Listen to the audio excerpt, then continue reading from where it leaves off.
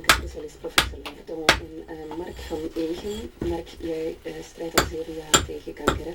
Nu, vandaag kunnen we 60% van de kankerpatiënten genezen. Om je een idee te geven, 10 jaar geleden was dat nog geen 50%. Dat zijn heel hoopvolle cijfers. Nu, we doen vermoeden dat kanker binnenkort misschien wel als een onschuldige griep zal worden beschouwd. Of is dat niet te kort door de bocht, professor Lardon? Dat is te kort door de bocht. Oké, vertel me waarom. Wel, kanker zal altijd blijven bestaan en ik zal u zelfs zeggen, het zal nog meer voorkomen dan vandaag.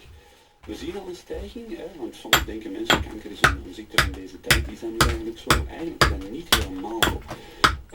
Je moet ook weten dat kanker heel veel mensen treft. Dat weten wel mensen, maar in België worden 2 op de 3 gezinnen rechtstreeks geconfronteerd met die ziekte. Dat is heel veel. Was dat nu vroeger minder dan vandaag? Wel, voor een stuk wel.